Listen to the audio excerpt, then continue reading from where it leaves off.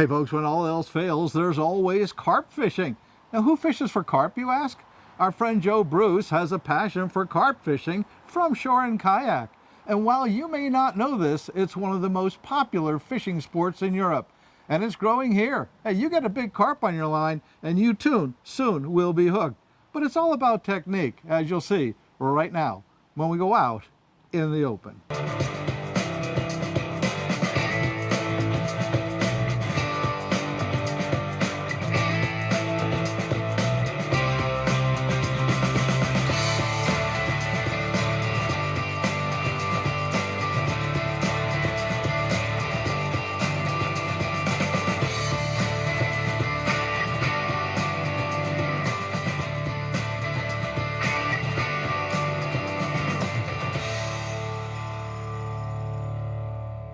Out in the Open is brought to you by statewide abstract and national abstract companies. For 35 years, the Pocono choice when you need a real estate title research company. By Buck Hill Firearms in Mountain Home, the Northeast's #1 online retailer of firearms. By B&B Chrysler, Dodge, Jeep, and Ram in Honesdale, a family-owned and operated new and pre-owned car and truck dealership trusted for the best price and service since 1970. By the Carp Firearms Group, the #1 choice of personal carry, and the Tommy Gun Warehouse in Greeley, where you will find the largest retail showroom in the Northeast for all kinds of new and used firearms. Hey folks, welcome to this edition of Out in the Open. I'm Alex Zidock. And I'm JoAnne Zidock. We've got a fun, interesting show for you today. Absolutely. We were at a Mason-Dixon Outdoor Writers Conference a couple of weeks ago. And our friend Joe Bruce was giving a demonstration on carp fishing. Right. Big carp. Who'd think carp? But, I think the reason people like them is because they are big. Yeah, they are big. People certainly, most people do not eat carp, and he doesn't eat carp either. All he does is catch and release. And he does it from a kayak and from the shore. So you can do it either way, and it's so much fun. I mean, you got one of those big carp on your line, and you got something to deal with. I wouldn't want to be in a kayak and catch one because it might put me out of the kayak. He said he needs anchors, as you'll see when he talks about catching some of these carp. You do need anchors to kind of keep you in place, or otherwise the carp will take you all over the lake, and you don't want to do that. No, no, absolutely not. But it's a lot of fun. Hey, it's August. It's end of August. I know. You know what comes next month? Fall. Yes, absolutely. And, things have been hot and they've been windy, they've been rainy, they've been all kinds of things. And kind of sounds like summer. It does. It does. It is summer. And, we've had the heat, we've had the cool, we've had all kinds of, it hasn't been a bad summer. There have been days we've been able to go out and do some fishing that have been really nice. Yes, I know. I like this summer so far. I'm sticking with it. I'm looking forward to some of the fall weather and the fall camping that we're going to do. Right. Oh, yes. That's going to be fun. You get to some of these campgrounds. There's so many campgrounds in Pennsylvania, and places to go and across the country and south and whatever. And in this COVID situation, it's not bad. You get away, you get out, you get away from people, and that's what you always want to do, right? Yes, because you don't have to go to a restaurant. You have it on board. You don't have to go to their bathroom. You already have it on board. You have your own bed. Not a hotel, but it's great. Yeah, just have to wear a mask when you go your grocery shopping, but you do that anyway if you stayed at home. So camping is fun. That's right. One of the biggest things is, to enjoy camping, you don't have to necessarily have your own camper or those kinds of things, because a lot of these campgrounds have camping cabins. Right. And you can go there and kind of, I think they call it glamping. It's a little bit glamorous camping, kind of a thing. But we're going to do some of that too. Okay, I'll do that. All right, we got a great show for you. We got Joe Bruce, and he's talking about carp fishing. You'll find this very interesting, so don't go away. We'll be right back.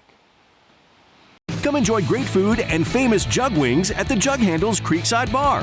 It's outside dining done right for these times, with social distancing, sanitized stations, and a staff that's focused on your safety. It's always better at the Jug Handle, Cinnamonson.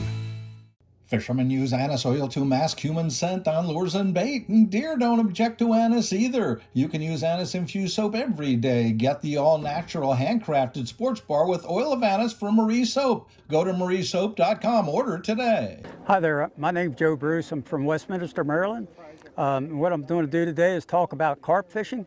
It's something that I picked up a couple years ago and just have had a great time with them. One thing I like about them is we get older, it's something that we can do from the shore.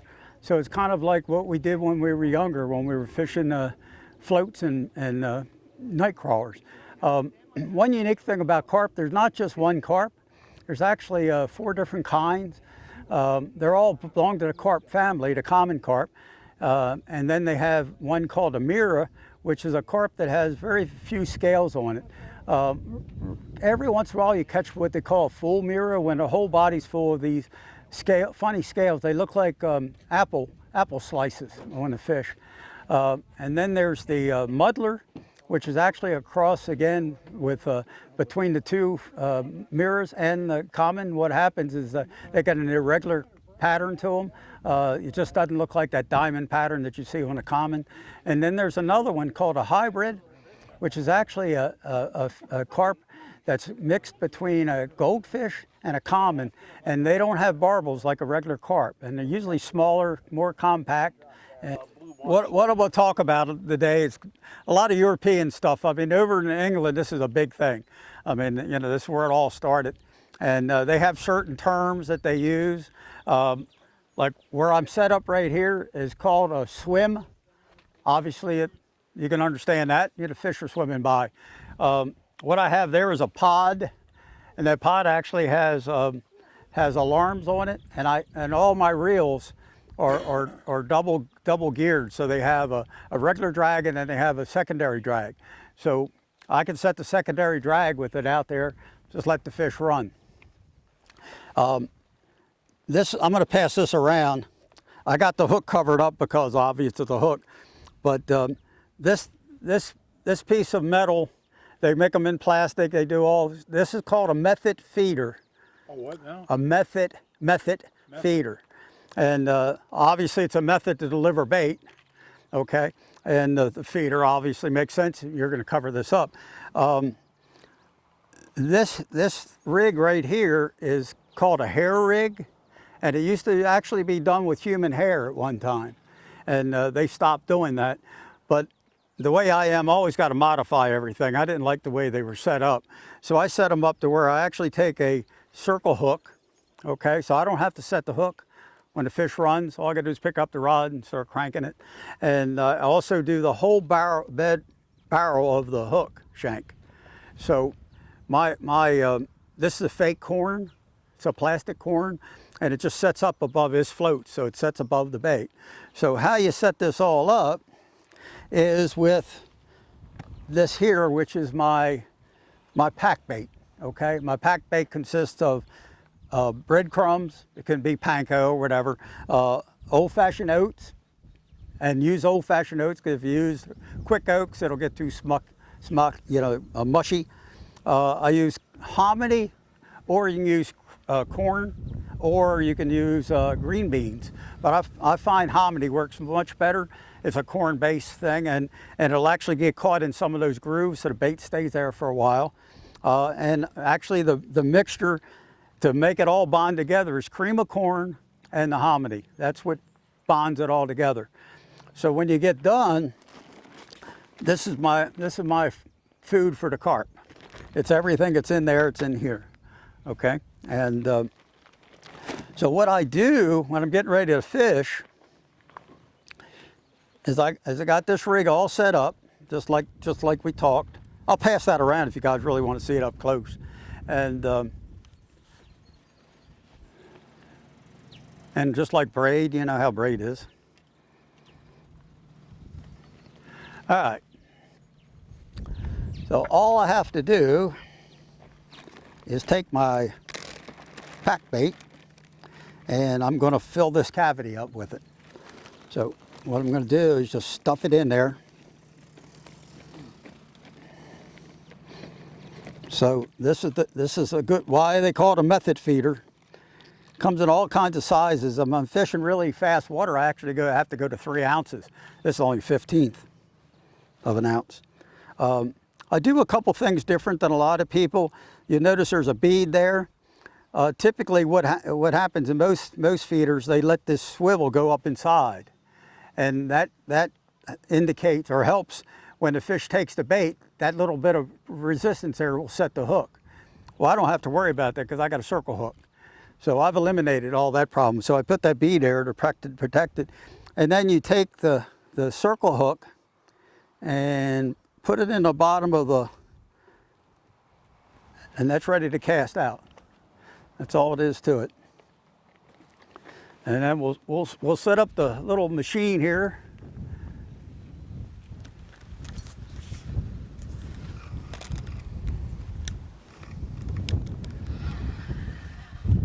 I'm going to cast one out over here and I'll cast one out over there. Like I said, I don't know what to expect today, but we'll find out.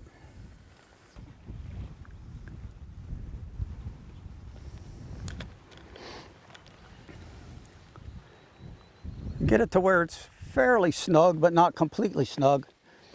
Set it up, and then you take this is a bite alarm, and you set that up on here, and you hear that thing beeping. And if a fish takes it, you know, it's going to make that noise as it's going out. So a lot of this was set up because a lot of people fish for carp at night, and they set up their tents or what they call bivvies, and they're just waiting to hear that noise all night long. So.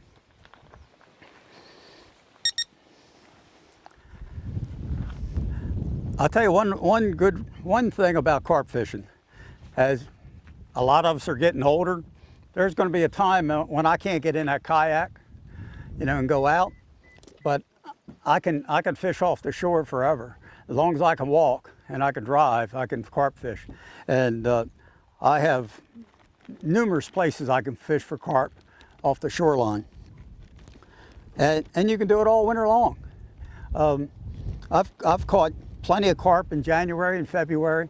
Generally, when you start fishing the later part or early part of the year, you don't use pack bait. I'll use a piece of corn on the end of this and throw out some corn as a bait and then go from there. So, because they don't feed much, but carp are always moving. They're never setting still. If you've seen a carp in the water, you can see him. He's always moving, unless he's feeding and mudding, you know, when they're digging in and that kind of stuff. But when they're out doing stuff like that, they're just cruising. So what you got to do is put something in front of them that they can smell, and hopefully you can catch a fish. And what'll happen? It's basically almost on a free spool. So when they hit it, it'll just take off. The light will light up and it'll just go. People really want to treat carp well. You know, over in Europe, if you catch a carp, you actually got to put antiseptic where the bite is and put them back in the water. You know, we don't do that in the United States. But what I have invested in is a cradle and a net that I can actually put the fish in. Okay, this is a kneeling pad. I can get somebody to take the picture, put him back in the cradle, weigh him, and just slide him back into the water. So I really don't have to touch him other than just hold him up. I've caught him up to 39.5 pounds or 38.5 pounds. I've had some 40 pluses on and lost them. And I actually boated it, but I put him on the boat grip and just shook off of it. But I've had days where I've caught 20-some in a day. Matter of fact, a friend of mine and I were fishing Brandywine Creek up in Delaware, and we fished it for 2 days. We caught 22 fish the first day, and we thought, boy, that's a great day, and we're going to fish the next day also. And I said, you know, Mike, I said, it's hard to have 2 great days in a row. Well, the next day it was even greater. We caught 44. We caught 66 carp in 2 days, which probably was over 1,000 pounds of carp. And we had mirror carp, but mirror carp actually has a broken scale pattern. Some very, very few scales on them. Very rare. Probably 1 out of every 100 fish you'll catch is a mirror carp. I just got through the cicada hatch, which is the greatest fly fishing for carp you can ever have. And I wound up in the 6 weeks that I fished it, I caught 149 carp. And I caught 2 mirrors, which I never have ever caught on a fly rod. So, you know, being 75, it's pretty good. You know, so I don't know if I'll ever do that again. I'll be 92 by the time the next hatch comes, and I'm probably not in my kayak. You never know. You never know. Is that method on the bottom right now? That's on the bottom, and it flows through. So what happens, this is setting on the bottom like this. The bait is basically near that top, and the line just flows through it. So when that fish hits, it just runs. There's no resistance on it. There's no resistance at all. You guys can get a better look at it if you want to. Over in Newark, I put my kayak in there in the Christiana, and as you paddle out, you got about 1.25 miles paddle, and you come into a big bay where the river actually turns off to the right. Well, that big bay is just stuffed with carp, lots and lots of carp. But I tell you what, one thing about the Christiana, if you know it, you know how hard that tide runs. I mean, there's a 6-foot tide. You want to make sure when you put your kayak in that river, it's going out and you're going with it, and you want to make sure you stay for 6 hours so it comes in, or you got a long, hard paddle to do it. There's all kinds of pods. I mean, there's pods built where you can actually, they're so vertical they'll go over, like if you're down fishing in on the Potomac, and you can get over the fences with them and that kind of stuff. So there's a lot of different rigs and such. They are actually medium light. I had them custom built for me. I wanted a rod that had a big butt or nice butt, but a real soft tip, because they have no bones. So you want to protect that hook in their mouth. And with a circle hook, it kind of goes up underneath of it, and they're hooked right on the side, both cases. But I wanted something that can hold the fish, plus something that it would bend enough and move enough to protect that tip. And those bait runner reels, I didn't flip them, but right now the main drag's on, but if I hook this button now it's not, so it just moves.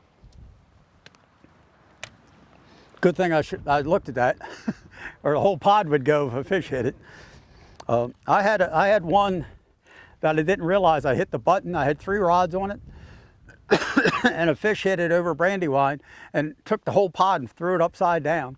Really? And we had so many fish this one day. We had two pods, 6 rods out. And I busted out laughing around 2 o'clock in the afternoon. And Mike says, "What are you laughing at?" Because nothing was happening. I said, we started with 6 rods. We got 1 each, because that's all you could handle. I mean, all 3 rods would go off at one time. I mean, we at one time have 6 rods, 6 fish going all over the place. You never keep the carp, No, I've never killed one. I just like to catch them. So I'm going to leave my rods there. If you hear them clicking, a fish took it. I'm going to show you what we do in the kayak. If I had to tell you one thing to make sure you always had in the kayak, it better be a net. If you don't have a net, don't go, because you can't control these fish. I always thought a redfish was powerful fish until you catch a carp the same size as a redfish. And that carp would pull that redfish around. They don't give up. They don't stop. I mean, what I was doing with the cicada hatch, I put my rod holders, what I'll show you, I had to put my rod holder vertical up on my left-hand side. And when I would hook a carp, I'd have to take my rod and stick it in that holder and then back paddle to keep them from going out from under and getting the bushes and such. Right. Well, after 6 weeks of doing that, my drag wouldn't even hold them anymore. So what I had to do is I'd put it into the rod holder and throw a loop of line around the spool just to hold it so I could back paddle, So it's pretty exciting. When the cicadas finally stopped, I almost cried. I couldn't believe it. I said, I'm not going to fish another one, and I have fished 4 of them. So.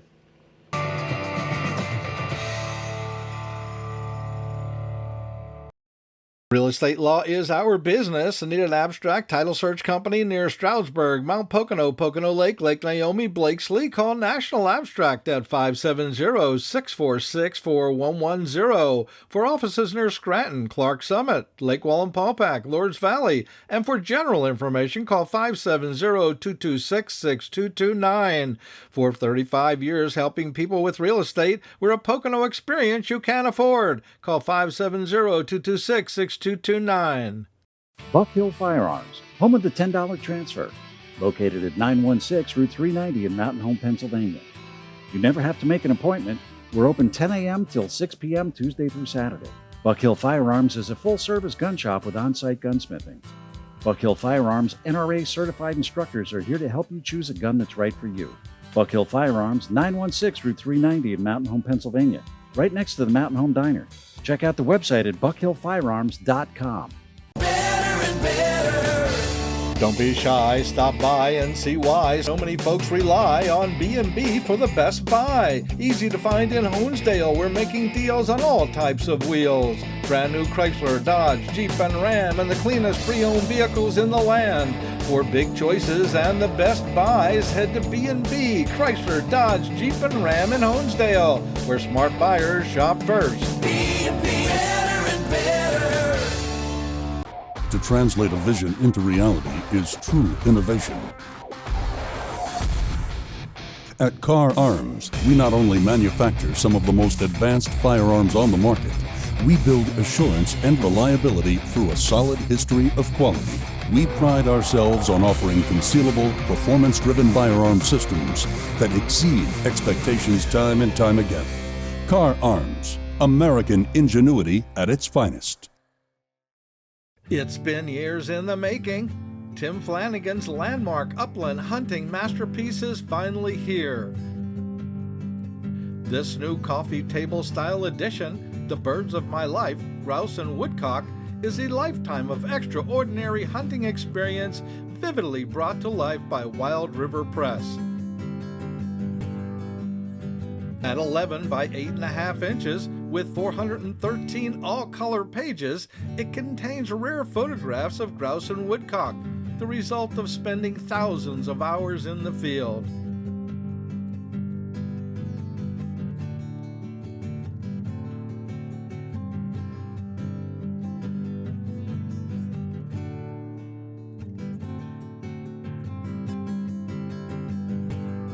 This is the Upland Game Book to have and to give.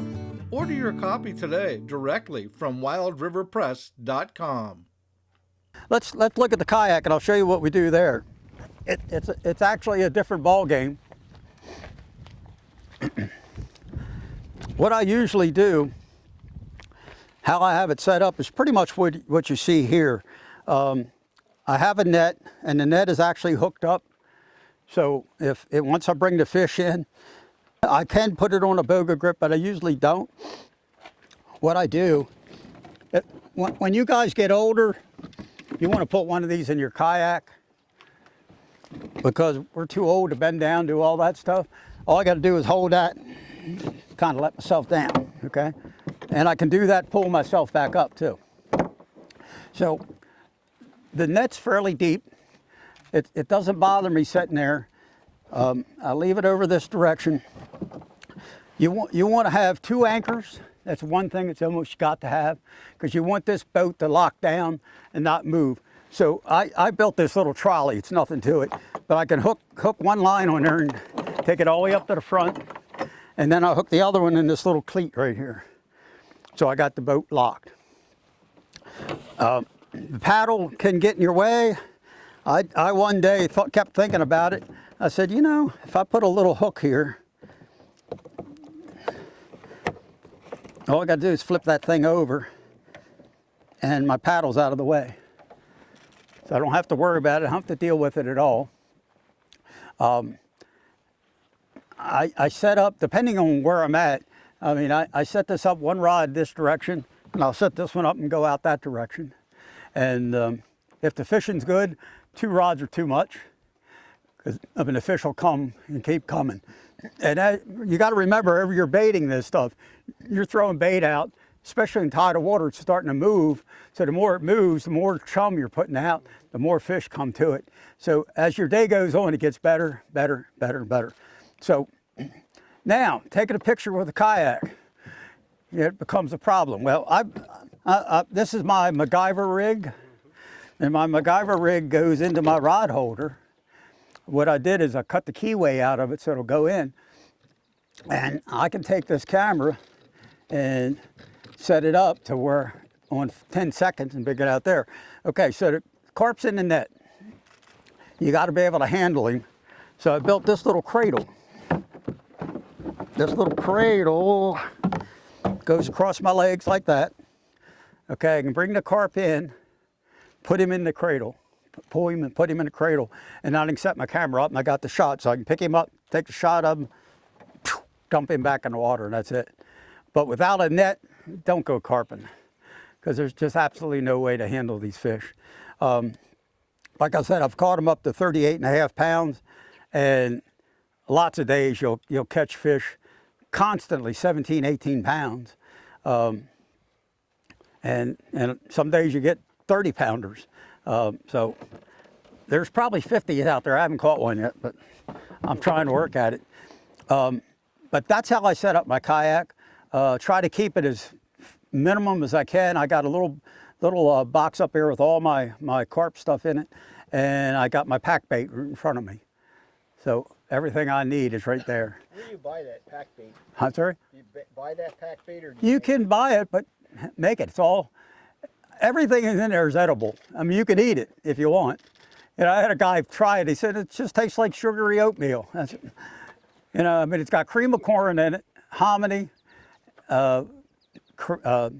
breadcrumbs, and oats, and Jello. I like strawberry Jello. I've had guys tell me, "Oh, Jello don't work," but I catch a lot of fish. Jello works for me. So, you know, most of these waters, you know, I'm in the Chesapeake. You go back up into where it's flats, shallows. I mean, you can catch them with a rod. This one spot that I went, I found it from fishing for snakeheads. I kept getting in the river. Every place I would get in the river was always muddy, so I went downstream and fished for the snakeheads. One day I decided I'm going upstream. Well, I found out what it was muddying all the water. It was hundreds, maybe thousands of carp. We went up there and just destroyed. I didn't know anything about carp fishing. I kept learning and learning and learning and learning. Now I got spots now that I know I'm going to catch a carp. I mean, there's no question about it. So I've written a couple books about carp fishing, and if you're interested, you can get it on my website at joebruce.net, and I'm always there for if you need more information. Thank you. All right, so now we know all about carp fishing, and you know all about carp fishing, and it really is, you know, it's a lot of fun. I thought, you know, that meal that he made, Right. you know, that he uses to pack up Right. the bait, you know, to track the carp, he said, you know what, well, you could eat that stuff, and I guess if you get out there and you get hungry enough in your kayak, I'm not sure I want to do that, but Me either, because just be sure the hook's not in it, because it's for the carp, oh it's not yeah, for you. absolutely. You know, interesting setup. I mean, you all have to agree that was kind of a, you know, interesting take on fishing and carp fishing. And we got a lot of lakes in Pennsylvania where we got some nice big carp. Now he's down in Maryland, Virginia, in that area, and you know he fishes down in that area. He does come up and fish in Pennsylvania in some of the places. So something you might want to try. You never know. Big in Europe. I think it's really good when we get to learn something new like that. I think that's... Well, that's what this whole show is about, I know, isn't it? I tell you, Learning, we're gonna learning, learn. learning. That's what you always say. We try to bring you all the latest information, things that are happening. Hope you enjoyed the show. We enjoyed bringing it to you. We're going to be here. We're going to be somewhere. We're going to be out in the open. Absolutely.